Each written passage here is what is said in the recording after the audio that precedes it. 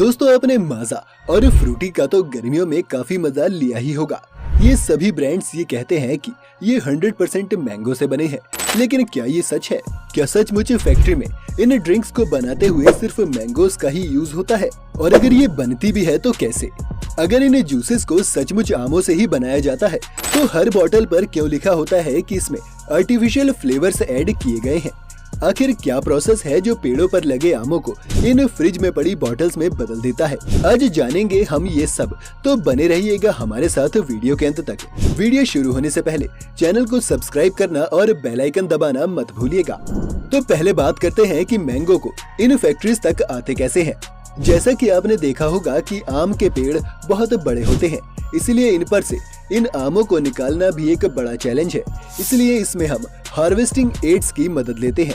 नीचे के आमों को तो हाथ से ही तोड़ लिया जाता है, लेकिन इससे ऊपर के आमों के लिए एक पिकिंग स्टिक का इस्तेमाल होता है, जिसके आगे मैकेनिकल जॉज लगे होते हैं जो स्टेम को काट देते हैं और आम नीचे गिर जाता है। इससे भी ऊंचे आमों के लिए एक हाइड्रोलिक लैडर का इस्तेमाल किया जा सकता है, जो एक क्रेन से अटैच्ड होती है। आमों को तोड़ने के बाद सीधा एक ट्रैम्पोलिन में फेंक दिया जाता है, जिसके बाद नीचे गिरे आमों में से स्टेम या इसकी डंडियों को रिमूव किया जाता है। आम का फल खुद को लेकर बहुत ही डिफेंसिव होता है, और जैसे ही आप स्टेम में से फल को अलग करते हैं, अपने डिफेंस के लिए इस आम में से एक सैप निकलता है। इस सैप के आपके कांटेक्ट में आने से आपकी स्किन जलने लगती है। साथ ही अगर ये सैप आम पर गिर जाए तो इसे डैमेज भी कर सकता है। इसलिए स्टेम को बहुत ध्यान से ग्लव्स पहनकर ही निकाला जाता है, और निकालते ही अगले 5 सेकंड के अंदर ट्रैम्पोलिन में फेंक दिया जाता है। इस ट्रैम्पोलिन पर आने के बाद इस आम पर केमिकल्स छिड़के जाते हैं, या फिर इसे 1 मिनट तक पानी में डुबा कर रख दिया जाता है, ताकि इसके सैप का ये टॉक्सिक इफेक्ट कम हो सके। इसके बाद इन आमों को एक एलिवेटर लैडर पर रख दिया जाता है, जहां से ये एक बॉल बिन की तरफ कलेक्ट होने के लिए बढ़ते हैं। क्योंकि ये आम पक गए हैं, इसलिए डैमेज भी हो सकता है। इससे बचने के लिए बॉल बिन के ऊपर एक फोम की शीट लगा दी जाती है, जिस पर ये गिरते हैं। फिर इस फोम शीट को हटाने पर कम फोर्स के साथ ये आम बिन पर गिरते हैं और डैमेज नहीं होते। इसके बाद इन्हें स्टोर करने के लिए बड़े बड़े स्टोर हाउस में भेज दिया जाता है, और यहाँ से फिर ये फाइनली जूस बनाने के लिए फैक्ट्री में भेज दिए जाते हैं। ट्रक भर कर आम जब फैक्ट्री में आते हैं तो इन्हें अनलोड करने के बाद एक वॉशिंग प्रोसेस से गुजारा जाता है, जिसमें पानी में बहते बहते ये आम फैक्ट्री के अंदर आते हैं। इसके बाद एक सेकेंड वॉश प्रोसेस भी होता है, जिसमें पानी के साथ साथ रोलर्स का भी सहारा लिया जाता है, ताकि आम हर तरफ से अच्छे से क्लीन हो सके। इसके बाद इन आमों को एक प्री हीटिंग और सॉफ्टनिंग प्रोसेस के लिए गर्म पानी में 3 से 5 मिनट तक रखा जाता है।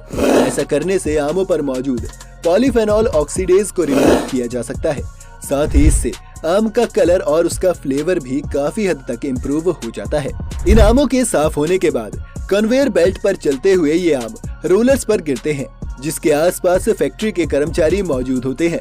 सबसे पहले ये कर्मचारी इन आमों का विजुअल इंस्पेक्शन करते हुए डैमेजेस को चेक करते हैं। अगर कोई भी आम अच्छी क्वालिटी का नहीं है या डैमेज हो गया है तो उसे लाइन से बाहर कर दिया जाता है, और बाकी आमों को उसी लाइन पर छोड़ देते हैं। फिर कर्मचारी इन बचे हुए आमों की टिप्स या ऊपरी भाग को काट देते हैं। यहाँ से ये आम कन्वेयर पर ही आगे बढ़ते हुए एक डेस्टोनिंग मशीन तक पहुँच जाते हैं। ये डेस्टोनिंग मशीन बिना किसी वेस्टेज के बहुत ही एफिशिएंट तरीके से आमों की गुठलियाँ और उसके छिलके को रिमूव कर देती है, जिसके बाद ये एक पल्पिंग और एक्सट्रैक्टर मशीन के अंदर चले जाते हैं। इस मशीन में ये आम से जूस में बदल जाते हैं। अब इसमें 2 तरह के जूसों की कैटेगरी बन जाती है, विद और विदाउट पल्प। इन दोनों ही तरह के जूसेस को निकालने के लिए अलग अलग तरह के फिल्टर्स लगाए जाते हैं। इस जूस को निकालने के बाद अब बारी है इसे एक जूस डिग्रेसर में भेजने की, जहां पर इस जूस में से सभी एयर पार्टिकल्स को रिमूव किया जाता है, ताकि जूस में ट्रैप्ड ऑक्सीजन इसे ऑक्सीडाइज्ड करके खराब न कर दे।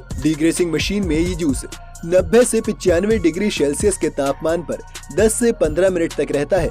अभी इस मैंगो जूस के साथ एक परेशानी ये भी है कि इसकी डेंसिटी बराबर नहीं है। साथ ही इसमें कुछ छोटे और कुछ बड़े पार्टिकल्स हैं, जो आपके जूस का टेक्सचर खराब कर सकते हैं। इस समस्या से निपटने के लिए इसे एक होमोजेनाइजर मशीन में डाला जाता है, जहां 20 से 25 मेगापास्कल के प्रेशर पर इसे 2 से 3 बार होमोजेनाइज किया जाएगा। इस प्रोसेस के बाद बड़े से बड़े पार्टिकल्स भी 1 से 5 माइक्रोमीटर के साइज के हो जाते हैं। होमोजेनाइज मैंगो जूस को इसके बाद स्टेरिलाइजेशन प्रोसेस के लिए आगे भेजा जाता है।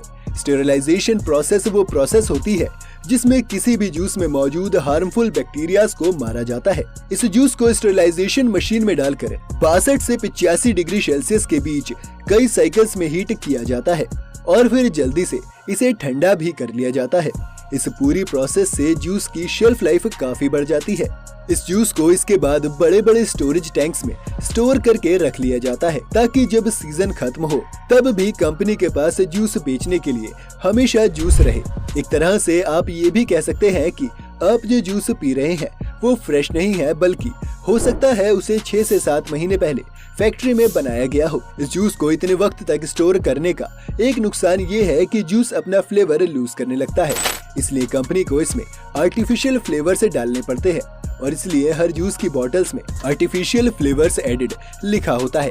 इसलिए नहीं क्योंकि वो जूस असली आम से नहीं बनता, बल्कि इसलिए क्योंकि इतने वक्त तक स्टोर होने के कारण वो अपना मैंगो फ्लेवर ही लूज कर देता है। खैर इसके बाद इस जूस को फैक्ट्री के बॉटलिंग प्लांट की तरफ आगे भेजा जाता है, जहाँ एक ऑटोमेटेड प्रोसेस सबसे पहले बोतल्स को धोकर अच्छे से स्टेरिलाइज कर लेता है और उसके बाद इन बोतल्स में जूस को भरकर कैप्स को भी एक ऑटोमेटिक मशीन लगा देती है।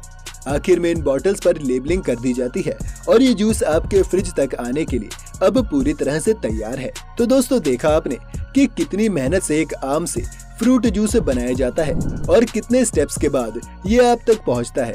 उम्मीद है इस वीडियो से आपने कुछ नया जरूर सीखा होगा। ऐसे ही और वीडियोस देखने के लिए चैनल को सब्सक्राइब करें और अगर ये वीडियो आपको पसंद आया हो तो वीडियो को लाइक करना और बेल आइकन दबाना मत भूलिएगा।